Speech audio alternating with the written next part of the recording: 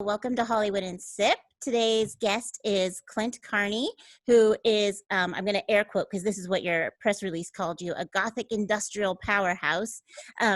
You also are going by the name of System Syn. And first off, I looked at your Facebook profile and saw that we have two friends in common, and one of them is Brian Pollard. And Nice. I was a little goth girl for the better part of a couple decades, and was living in San Diego, so of course I was at all of his clubs all the time. So I was wondering if you ever played any of his clubs. Yeah, what was it? Brick by Brick, I think, was the first one I played at. I've been in a number of industrial bands over the years. There's also one called Imperative Reaction and one called God Module. And between those two and System Syn, I don't even know how many shows we played for Brian, but a lot. Yeah, he's a good dude. All right, so I knew you looked familiar. I was like, I bet I've seen him perform. Okay, so you are releasing a new album that's called Once Upon a Second Act, and it comes out later this month. That title sounds like it's maybe a little personal to me. I'm wondering if there's a story behind it. Yeah, I mean, there is. It is a very personal album, but I kind of tend to write from a personal point of view anyway. But yeah, I think in general the theme of the album is, I'm middle-aged and just moving on to a different stage in my life and trying to make everything that comes next, everything that came before, a build up to what comes next, hopefully. And it is kind of a dreary album, but there's that underlying tone of hope for the future in there, which I think hopefully comes through a little bit here and there. Well, I obviously have questions for you based on your new release of your album and your history, but I'm looking at the room you're in, and I have to know where you're sheltering in place. Yeah, this is just a room in my apartment. It's where I record all my music and paint and all kinds of stuff. And I'm big into horror, so I collect lots of masks and skulls and weird stuff. So your press release says that you've been writing music under the moniker System Syn. Does that mean you're a one-man show for this album, or does that mean that you're part of a band? On the albums I record, I write and I perform everything myself, with an exception of some guest musicians here and there on other albums. But then live, I have a full band that comes in and plays. So over the years, the live lineup has changed, but I've been using the same players for the last, I think, 5 years or more. Yeah. So hopefully they'll stick with me. And then how did you come up with the name System Syn?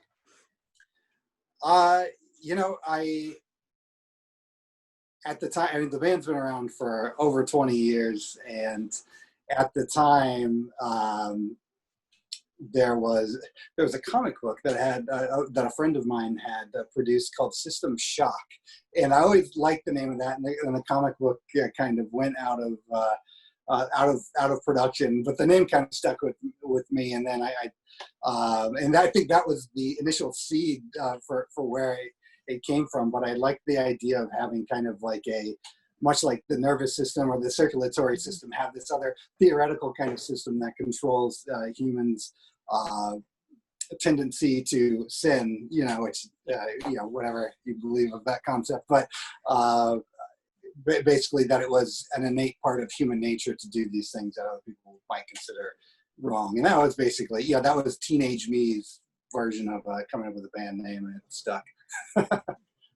And this is your 9th album also, right? Yes, the 9th one for System Syn. You might be on other people's albums. But... Yeah. I guess the last one I put out was a score for a film, and that one didn't have any vocals or anything. So it depends on whether or not you consider that a traditional album or not. It's the 8th one that is more of like the traditional System Syn album, but the 9th if you count the soundtrack for the film. And that was a good segue because I was about to move into your film career.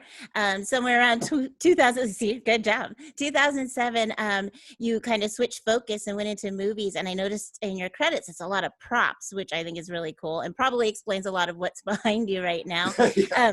But before we get into all of that, I got super excited when I saw that you are the artist behind Mr. Ball Legs for Santa Clarita Diet. Oh, I yeah. love that show. I love Mr. Ball Legs. Oh, thank you. Thank you. What was that experience like? Well, I've been doing props for film for a while, and the second film that I ever worked on was a Cameron Crowe movie called We Bought a Zoo, and it was a big production. It had Matt Damon, Scarlett Johansson, and had a really big prop team. And I met just a ton of great prop people on that show, and Skip Crank, who I had known before he brought me into the industry, J.P. Jones, and David Saltzman was the prop guy on the second unit, and he was the prop guy in Santa Clarita Diet. And so from meeting him there, I'd worked with him on a number of projects. And then once he got Santa Clarita Diet, he'd actually called me up to do a few things on the show, and my schedule was so busy that I don't think I was able to do anything until Mr. Ball Legs came around, and then I was very, very happy to work on that because, it's such a cool little character. And then in the third season, Mr. Ball Legs gets just this little spider with a top hat toy in there, and I got to make him too. So that was pretty fun. That's awesome. He's one of my favorite little guys on TV right now. Oh, thanks. Yeah, it's super cool. So what you see on screen is actually a digital character, which I didn't do.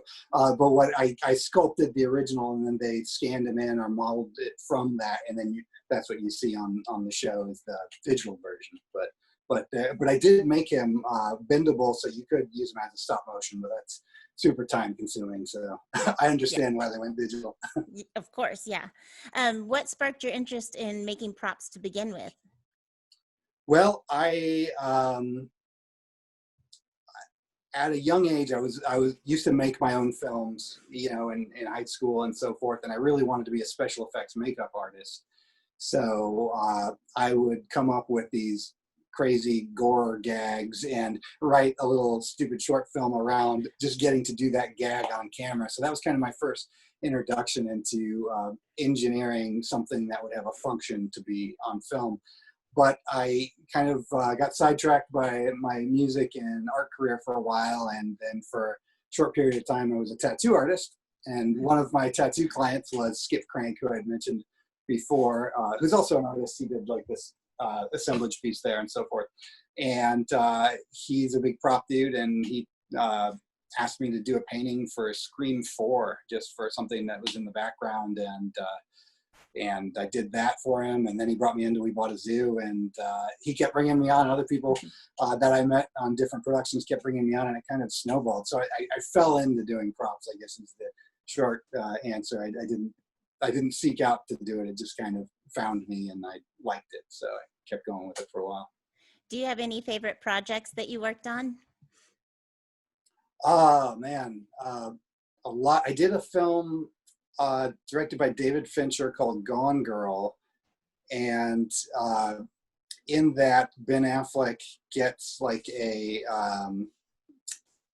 set of wooden marionettes as an anniversary gift from his wife. And part of they're rod puppets, actually. So they're mechanical, and there's a rod that goes up under the clothing that you can control, and that becomes the murder weapon in the film too. So I carved those puppets out of wood, and actually I enjoyed that one a lot because I got to bring my sister in to sew all the clothes for the puppets and stuff too. So it was really cool to work with her on that, and Kirk Corwin, the prop master on that. It was great working with him, and we had then since then worked on a bunch of other stuff. So yeah, that was a highlight. And then I also got to work on a Star Trek film, Star Trek Into Darkness, which was the second Abrams Star Trek film. And it opens up on this volcano planet where Captain Kirk steals a scroll and the aliens are chasing him. And I got to build this scroll, which has some, it unfurls and has a kind of a mechanical device inside. And I got to build all the weapons that the aliens on that planet in particular use. So lots of spears and dart launchers and things like that. So those were two prop highlights, but I I kind of have fun with whatever it is, even if it's a mundane prop or something more complex. I will say too, just on the opposite side, not on a serious film, but on the sitcom side, I kind of ended up doing a lot of sitcom work, and I got to work on the last season of The Office, which was super cool for me because I was a big fan of the show. So just getting to come on for a few episodes at the end and meet the cast and work with everyone was super fun. Ah, how fun. And you're living in LA. Did you grow up there also? Yeah, I was born in Northridge, which is LA County, in Mhm. the valley, and I live in Burbank now. Which so been in LA my whole life, or floating around LA County my whole life. It's a big place. Yeah, yeah. Back to the album. I think of songwriters as sort of storytellers. Are there stories that you go through on this new album? Yeah, definitely. There sometimes on previous albums I've explored other stories. Something has caught my eye, and I became emotionally wrapped up in something that I felt would translate well to a song. On this album, it's very personal, just a lot of stuff mostly related to me. And there are some stories on it, but I tend to, sometimes it's a bit cryptic, and I tend to not want to over-explain things. I kind of approach music and art in general from the point of view of that, like the viewer of a piece of art or the listener of music can take that work of art and hopefully make it their own and relate to it on a personal level. And I like to keep that as an open option for them. I know sometimes I've kind of fallen in love with a song before, and then I've heard years later what the song is really about from the artist, and I just go, oh, that's stupid. And I want to save people from that. I love the idea that art is subjective and you can enjoy it even if you don't know the original intent. You can kind of make it its own, and that's kind of how I tend to leave things. I think that's a great way to describe it. You're giving the feeling of the story, but not directly telling the story, so that everybody can come up with their own. Sure, yeah. Kind of. And I'm fortunate enough that I've had some very very kind people over the years who have become fans of my music and have written me, and I've heard lots of stories from people about what certain songs have meant to them, and it's always so far from what my original intent of the song was. But I think it's just so cool that that someone takes something that I created and makes it their own. I love that about it. And then, as someone who spent a lot of time dancing in Gothic industrial clubs, I always wonder, because that genre does have a lot of dance elements to it, whereas other music, maybe you listen, you sing in your car, you do this, you do that. You do that with that music too. But, it can have beautiful dances, or it has powerful dances or angry dances. Do you ever, while you're writing the music, think about the dancer in your head? Like, you're like, okay, I can see you, dancer. I see you dancing in this one. I mean, I personally move around like an idiot while I'm working on music anyway, but no one else gets to see that. I don't really think about the outside person and how they're going to dance to it necessarily, but certainly I recognize the importance of that in this genre in particular. I know a lot of the bands that I became fans of over the years, I had heard playing in clubs and dancing to their music, and that's was a great and powerful way to expose me to new music. And I hope that all I can do is hope that DJs out there are kind enough to play some of this stuff in their clubs, and hopefully someone else discovers it that way as well. Yeah, I told your publicist, I don't know if he passed it on, but when I listened to the album, I said, oh, that put me right back into the 90s. Do you think that's kind of where your music lives? Yeah, probably. Yeah. Not that it's not modern. That's the thing about Gothic industrial. It doesn't change much over the years. It's generally been like, not necessarily one sound, but you know what I mean? Like it just, if you had it at any point in your life, it takes you back to that point.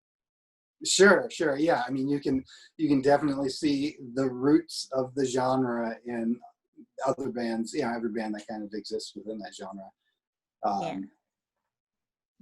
So we've been talking to Clint Carney, who is performing as System Syn. The CD comes out June 26th, but you're taking pre-orders now. Do you want to give out all the links and if you have social media that you want to share? Sure.